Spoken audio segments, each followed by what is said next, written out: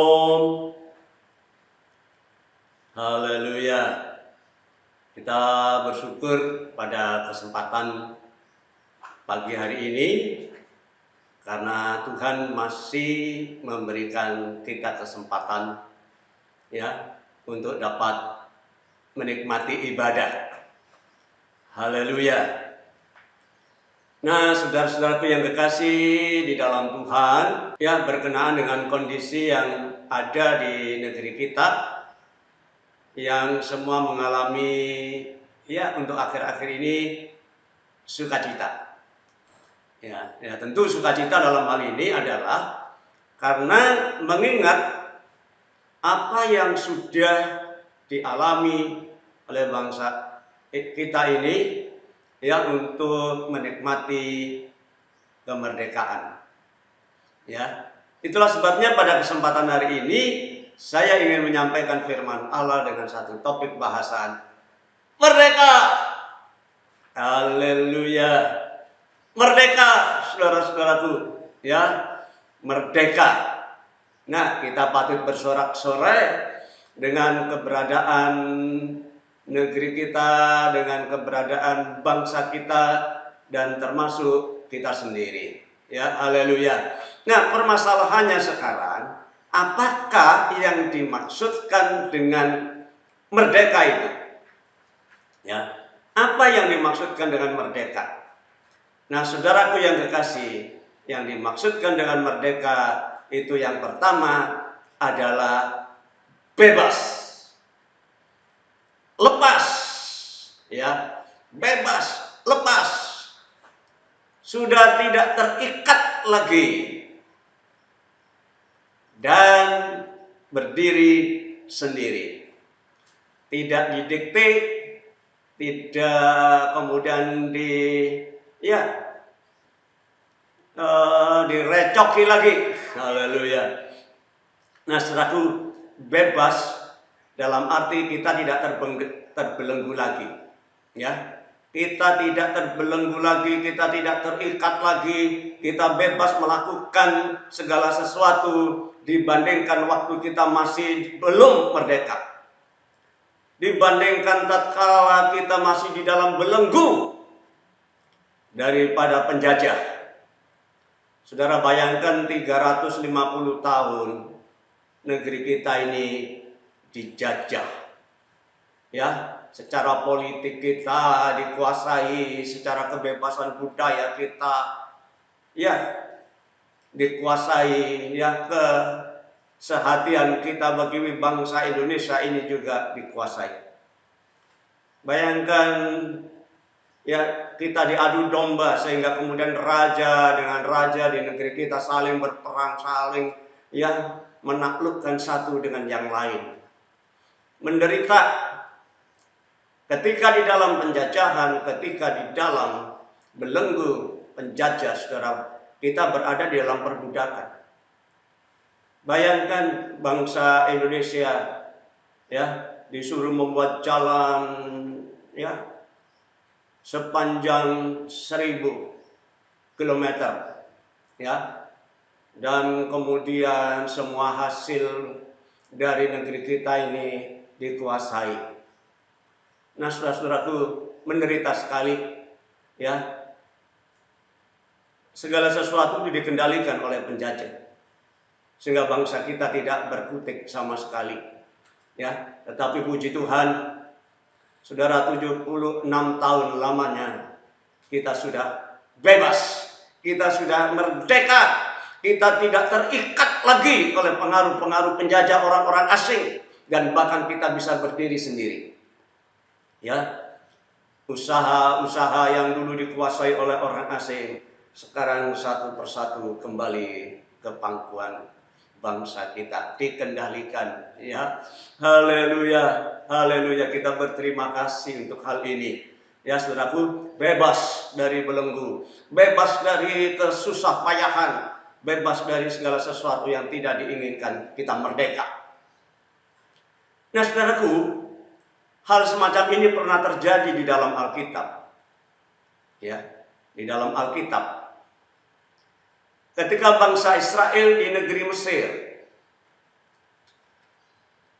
bangsa Israel berada di negeri Mesir selama 430 tahun. Ya. Nah, kita perhatikan di sini.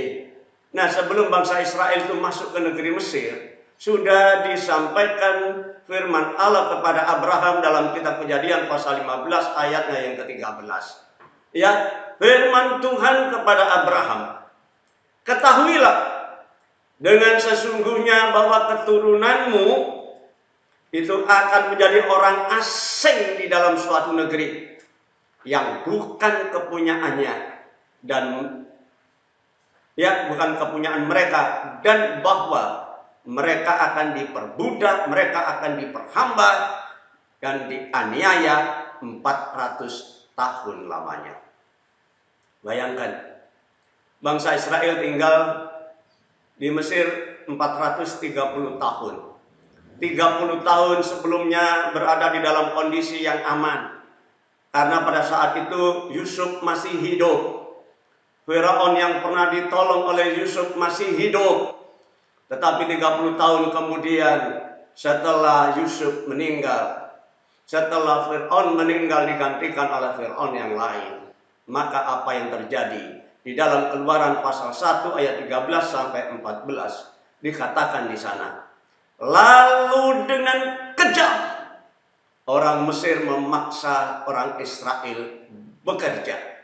Wow. Memaksa orang Israel bekerja dan memahitkan hidup mereka dengan pekerjaan yang berat, yaitu mengerjakan tanah liat dan batu bata dan berbagai-bagai pekerjaan di padang. Ya, segala pekerjaan yang dengan kejam dipaksakan oleh orang Mesir kepada bangsa Israel ini. Saudara, selama 400 tahun lamanya bangsa Israel menderita. Ya, ditekan oleh orang-orang Mesir, diperbudak oleh orang-orang Mesir, dipekerja beratkan oleh orang-orang Mesir, sama seperti bangsa kita dulu. Ketika Belanda sudah pergi, Jepang datang, saudara, maka ya bangsa Indonesia dikerja paksakan, ya, apa itu namanya, Romusa atau apa gitu ya, dikerja paksakan, saudaraku ya. Nah, hasilnya seluruh bangsa Indonesia disuruh bercocok tanam, kemudian 1/5 dari hasilnya itu harus disetorkan kepada orang-orang Jepang. Dan kemudian kalau malam ada alarm, semua harus masuk rumah. Ternyata ya harta benda orang-orang Indonesia diangkut ke negeri yang lain. Pada saat alarm ya tanda bahaya itu berbunyi, waduh, habis. Tapi puji Tuhan, ya bangsa kita sudah merdeka. Demikian pula dengan bangsa Israel. Ya saudara, ketika mereka terbeban dengan beratnya sedemikian rupa, Allah tidak tinggal diam. Kemudian Allah membebaskan mereka, dan caranya pertama, orang-orang Mesir itu semua mati anak sulungnya, ya, mati. Semua total mati anak sulungnya dengan bela sampar. Ya, tetapi ketika bangsa Israel itu masih dianiaya, di samping dipekerja beratkan, maka Firaun perintahkan kepada bidan-bidan di Mesir itu. Ya, perhatikan, kalau orang Israel, perempuan Israel itu mau melahirkan, kamu perhatikan, kalau dia punya anak laki-laki, pencet hidungnya supaya dia mati. Tapi kalau perempuan, biarkan mereka hidup. Ya, karena mereka ketakutan dengan bangsa Israel yang semakin berkembang. Mereka sengaja membunuh laki-laki dari orang-orang Israel itu.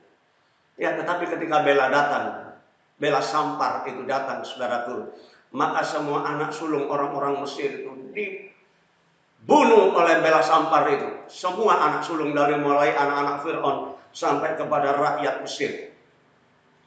Tetapi bangsa Israel selamat. Caranya caranya yang seperti diberitakan Tuhan, bahwa semua pintu-pintu bagi orang Israel harus dilabur dengan darah dari domba. Kemudian yang kedua, mereka harus kunci rapat rumahnya, dilarang keluar. Nah, sama seperti kita sekarang ya saudaraku. Ya, kita harus tidak boleh keluar rumah, isoman. Ya, itu terjadi dulu pada bangsa Israel. Cuma bedanya kita kalau keluar, kalau ada kepentingan masih diperbolehkan. Ya, tetapi kalau bangsa Israel pada saat itu dia keluar, mati dimakan sampah. Ya. Nah, di samping itu, kemudian Allah membebaskan mereka dari tanah Mesir, dari perbudakan, dari perhambaan, dari aniaya itu. Mereka dibawa keluar lewat korban Paskah, saudaraku ya, dalam Keluaran pasal 12. Keluar mereka bebas dengan melewati Laut Kolsom. Mereka menjadi manusia yang bebas, bangsa yang bebas, bangsa yang merdeka. Amin. Sama seperti kita sekarang. Ya, kita menjadi bangsa yang merdeka. Dulu teraniaya, dulu tidak bisa melakukan aktivitas dengan kemauan sendiri, tetapi dikendalikan oleh orang asing. Tetapi puji Tuhan, kita merdeka. Bangsa Israel juga merdeka. Haleluya. Cuma masalahnya, apakah benar-benar merdeka? Apakah benar-benar merdeka? Ini saudaraku yang pertanyaan yang harus dijawab. Apakah bangsa Israel itu, apakah kita ini manusia Indonesia ini benar-benar merdeka? Nah, kita perhatikan. Ternyata manusia belum sepenuhnya bebas, belum sepenuhnya merdeka. Ternyata saudaraku. Ya. Kenapa? Haleluya. Karena manusia ini terdiri dari dua unsur, jasmani dan jiwani, ya, jasmani dan rohani. Haleluya. Secara jasmani kita bebas, kita bisa melakukan aktivitas apapun juga sekarang bebas. Negeri kita adalah milik kita sendiri. Nah, bangsa Israel juga bebas dari belenggu penjajahan di negeri Mesir. Tetapi, saudaraku, secara rohani, apakah kita sudah bebas? Apakah kita sudah merdeka? Ini yang menjadi pertanyaan. Karena sekali lagi saya katakan, manusia itu terdiri dari dua unsur. Fisik ini, raga ini, tubuh jasmani ini dengan yang rohani. Haleluya. Nah, saudaraku, yang jasmani bisa bebas, tetapi yang rohani, apakah sudah bebas? Apakah masih dalam perbudakan? Haleluya. Saudara, dalam surat Ibrani pasal 9 ayat yang ke-27, di situ dikatakan, iya, dan sama seperti manusia ditetapkan untuk mati hanya satu kali. Saudara, ternyata hidup manusia ini tidak lama. Ya, kita boleh bebas secara jasmani. Ya, kita boleh melakukan aktivitas dengan sukacita, dengan kegembiraan. Ya, di dalam fisik ini, dalam jasmani ini. Tetapi kita mesti pahami bahwa manusia itu tidak akan lama di dunia. Ada saatnya manusia itu nanti akan mati. Mati. Ya, siapapun, tidak pandang yang kaya, tidak pandang yang miskin, tidak pandang yang bodoh, tidak pandang yang pintar. Semua orang pasti mati. Ya, tinggal gilirannya. Tetapi apa yang saudara ketahui sesudah kematian? Alkitab katakan, sesudah itu akan dihakimi. Wow, dihakimi, saudara. Ya, kenapa? Karena manusia sesungguhnya telah ada di dalam dosa. Manusia sudah dikuasai oleh dosa. Dosa itu sudah ada sejak awal. Ya, sudah melakukan satu tindakan yang melanggar hukum Allah, dan akibatnya upah dosa itu mati. Tuhan telah berfirman kepada manusia pertama, jangan kamu makan buah itu ya, sebab kalau kamu makan, kamu pasti mati. Padahal Allah tidak menciptakan kematian untuk manusia, tetapi karena dosa membuat manusia itu menjadi mati. Ya, satu saat kita pun juga akan meninggalkan dunia ini, saudara. Ya, tetapi tidak hanya kita mati begitu saja, lunas segala hutang kita. Bukan itu. Sebab di balik kematian itu kita harus mempertanggungjawabkan, yaitu akibat dari dosa adalah dihakimi, masuk dalam penghakiman. Ya, haleluya, haleluya, ngeri, saudara. Kita bebas secara jasmani, ya, bangsa Indonesia bebas merdeka secara jasmani, dan kemudian bangsa Israel juga lepas dari perbudakan secara jasmani, tetapi masih terikat dengan satu perbudakan, yaitu perbudakan dosa yang berakibat fatal, kematian, dan dihakimi. Wow, saudaraku, ya, di dalam Roma pasal 7 ayat 21 sampai 23 Paulus mengatakan demikian. Demikianlah aku dapati hukum ini, rumus ini, dalil ini. Ya, namanya hukum tidak bisa dirubah. Jika aku menghendaki berbuat apa yang baik, ternyata yang jahat itu yang aku lakukan. Ya, jika aku menghendaki berbuat apa yang baik, yang jahat itu ada padaku. Saudara, secara manusiawi, sekali lagi, Allah menciptakan manusia itu berbeda dengan ciptaan yang lain. Ya, Allah menciptakan manusia itu memiliki hati nurani yang bisa mempertimbangkan mana yang baik, mana yang tidak, mana yang berkenan, mana yang tidak. Ya, nah, Paulus berkata, aku ingin melakukan yang baik. Secara hati nurani ingin melakukan yang baik. Tetapi ketika aku ingin melakukan yang baik, yang jahat itu yang muncul, yang aku kerjakan. Iya. Yes. Kenapa, saudara? Sebab memang di dalam batinku aku suka akan hukum Allah. Aku senang akan perintah Allah, akan firman Allah. Tetapi di dalam anggota-anggota tubuhku ini, aku melihat ada hukum yang lain yang berjuang melawan hukum akal budiku, ya, dan membuat aku menjadi tawanan hukum dosa yang ada di dalam anggota-anggota tubuh. Saudara, keinginan hati ingin melakukan yang baik, ya, tetapi ternyata ada hukum yang mengikat di dalam hidup manusia, itulah hukum dosa. Sehingga ingin melakukan yang baik, tetapi kenapa yang dosa itu yang terus-menerus dikerjakan? Ya. Nah, itulah saudaraku, ya, ngeri juga. Apakah kita benar-benar sudah merdeka? Merdeka secara fisik, tetapi secara batinia, secara rohania kita belum banyak yang merdeka. Ya, terancam dengan hukuman yang akan datang. Itulah sebabnya Paulus mengatakan di dalam Roma pasal 7 ayat 24 sampai 25. Aku manusia celaka ini. Aku manusia sial, aku manusia celaka. Ya, kenapa, saudaraku? Siapa yang akan bisa melepaskan aku dari tubuh maut ini? Manusia satu kali akan mati. Dan sudah kematian itu maut menimpa manusia. Tidak ada seorang pun yang bisa melepaskan, saudaraku. Namanya hukum itu tidak bisa dirubah, dalil itu tidak bisa dirubah.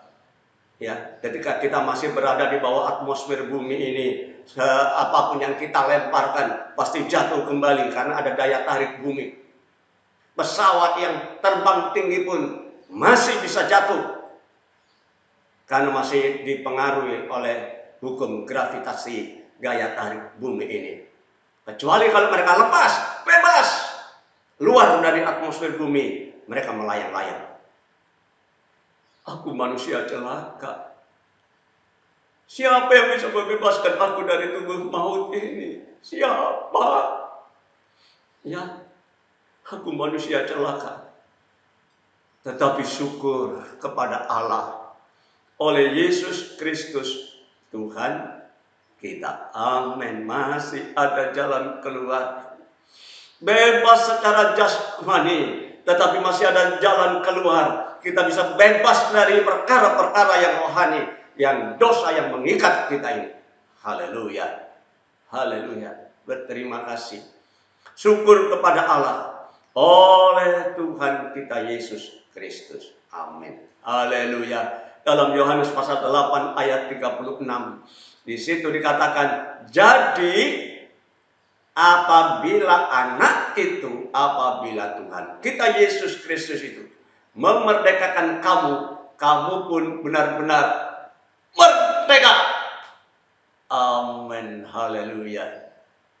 Amin. Haleluya.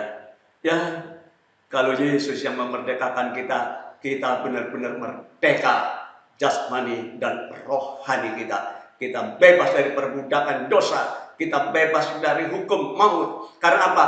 Yesus memerdekakan kita.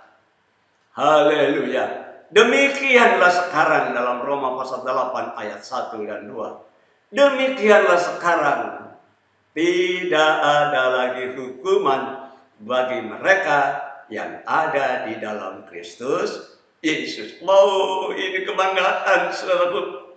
Ya, kebanggaan kita.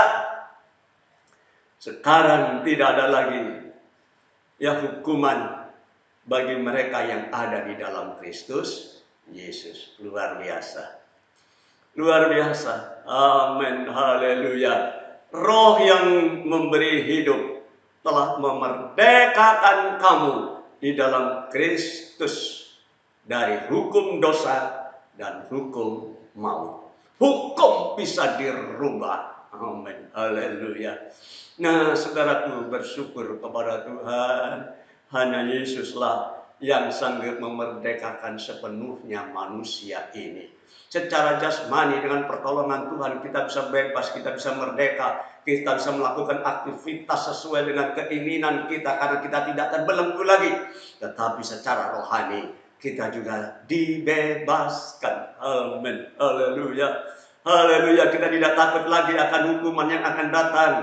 Karena kita sekarang beroleh jaminan. Karena Yesus Kristus memerdekakan kita. Amin. Haleluya. Haleluya.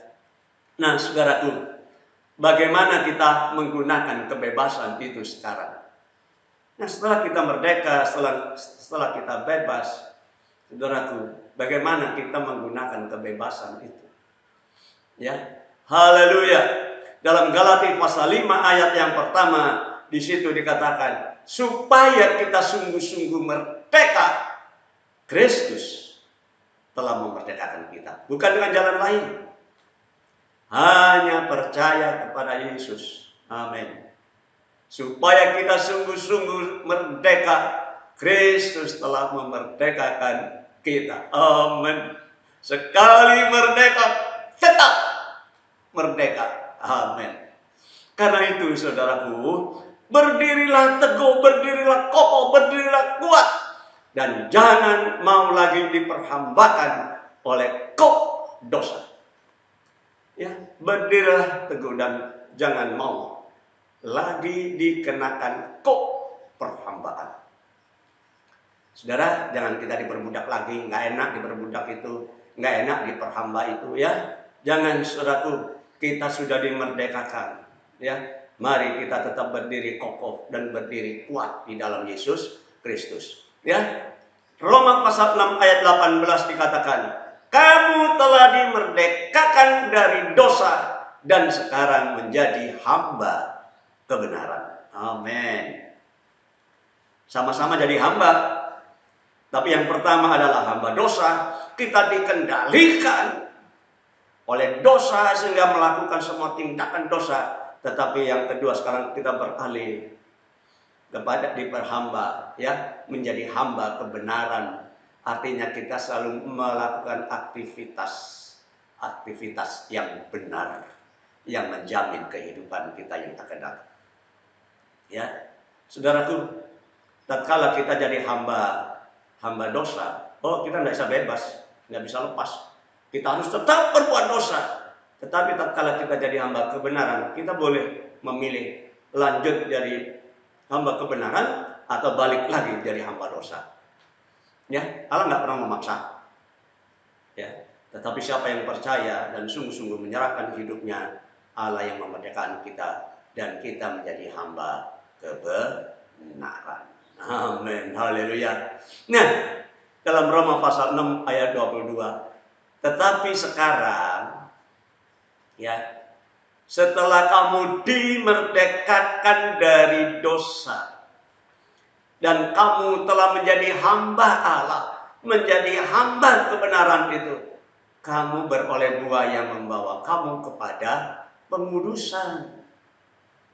Saudara, ada tindak lanjut setelah kita menjadi hamba dan menyerahkan hidup kita kepada Allah sebagai hamba kebenaran. Kita dikuduskan, disucikan, amin, dibersihkan dari dosa, dan sebagai kesudahannya akhirnya ialah kita menikmati hidup yang kekal. Amin. Luar biasa karunia Tuhan, merdeka yang sesungguhnya, ya, bukan merdeka separuh-separuh, sepenuhnya kita menjadi manusia yang merdeka. Amin. Haleluya. Haleluya. Nah, saudaraku, dikatakan maka kita harus menjadi atau memiliki satu perubahan hidup ini, ya. Dulu hamba dosa, sekarang hamba kebenaran. Amin. Haleluya. Nah, kita memiliki perubahan di dalam status kita, ya. Haleluya. Kedudukan kita, posisi kita, status kita sekarang menjadi berubah. Haleluya. Dulu hamba dosa, tetapi sekarang 1 Petrus pasal 2 ayat 18 mengatakan di sana, tetapi kamulah bangsa yang terpilih. Waduh, terpilih ini lewat seleksi, saudaraku. Disisihkan yang tidak berkenan, yang tidak cocok, yang tidak sesuai. Tetapi yang berkenan itu diambil, dikumpulkan. Saudaraku, kita adalah bangsa yang sudah terseleksi.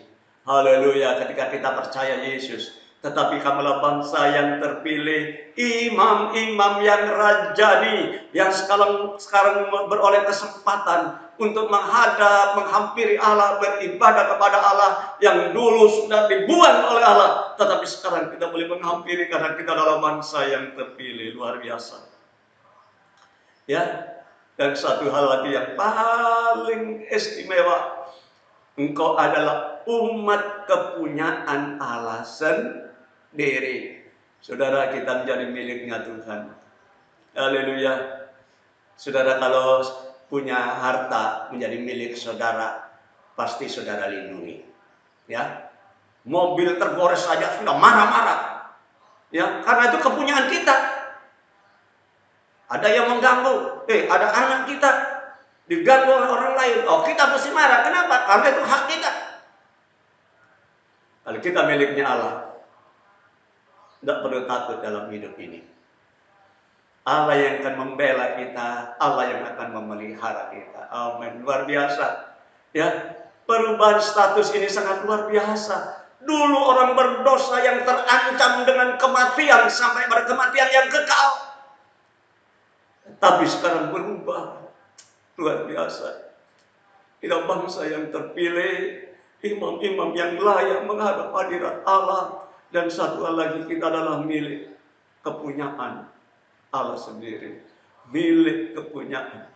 Saudaraku, jangan ada yang mengganggu milik seseorang. Orang itu akan marah. Kalau kita sudah miliknya Allah, kalau ada yang ganggu kita, pasti Allah yang akan bertindak. Amin. Haleluya, luar biasa, ya. Haleluya. Tapi satu hal, ada tanggung jawab kita, saudaraku, ya, supaya kamu memberitakan, pergi memberitakan, menceritakan, menyampaikan perbuatan-perbuatan yang besar dari Allah, perbuatan yang besar dari Dia yang telah memanggil kamu keluar dari kegelapan menuju terangnya yang ajaib. Amin. Ada tanggung jawab kita, saudaraku. Ya, kita sebagai hamba punya tugas melayani, dan pelayanan kita adalah bukan untuk kepentingan Allah, tetapi untuk kepentingan manusia yang lain, supaya mereka bisa mendengar kabar kesukaan. Pergilah kamu, beritakanlah Injil ini kepada sekalian alam. Jadikan semua bangsa itu muridku, kata Tuhan, ya. Beritakan. Tapi yang kita beritakan Bukan hal-hal yang sepele, saudaraku, banyak hal yang salah bersaksi kepada yang lain. Lihat, aku dulu miskin, setelah percaya Yesus jadi kaya. Aduh, aduh, jangan salah. Ya, dulu aku kurus, sekarang jadi gemuk. Sekali lagi, bukan saudaraku ya, bukan. Ceritakanlah segala perbuatan Tuhan yang besar, yang sudah membebaskan kita, melepaskan kita dari gelap, menuju terangnya yang ajaib. Tuhan yang merubah sikap hidup kita. Itu yang sangat luar biasa. Kita punya tanggung jawab, saudaraku. Ceritakan kepada yang lain. Ceritakan kepada manusia-manusia yang lain. Ya, saudaraku, supaya mereka semua bisa menikmati kebahagiaan sama seperti kita. Mungkin kita tidak bisa ngomong, tidak bisa cerita, tidak bisa menyampaikan firman Allah dengan lancar. Tetapi dengan sikap hidup kita yang sudah dirubah oleh Tuhan, ya, menjadi satu kehidupan yang berkenan, orang akan melihat kita, melihat kesaksian hidup kita, orang lain akan bertobat. Amin. Dan banyak jiwa dimenangkan oleh tindakan kita. Sekali lagi, saudaraku, kita sekarang sudah menjadi miliknya Allah, ya, yang punya tanggung jawab juga membawa orang lain menjadi bangsa kepunyaan Allah sendiri. Pintu surga masih terbuka, masih ada kesempatan bagi mereka-mereka yang belum percaya Yesus. Mari kita beritakan lewat sikap hidup kita, lewat perilaku kita. Haleluya, supaya mereka semua menjadi bangsa yang terpilih. Haleluya. Nah, 2 Timotius pasal 2 ayat 15 dikatakan sana, usahakan. Ya, usahakan supaya engkau layak di hadapan Allah. Sebagai seorang pekerja, seorang hamba yang tidak usah malu, yang berterus terang memberitakan perkataan kebenaran itu. Haleluya. Tidak usah malu, saudara, tidak usah takut. Ceritakan, ceritakan, ceritakan. Masih ada kesempatan orang lain ditolong. Masih ada kesempatan kita memberitakan kabar kesukaan ini. Pintu belum tertutup, saudaraku.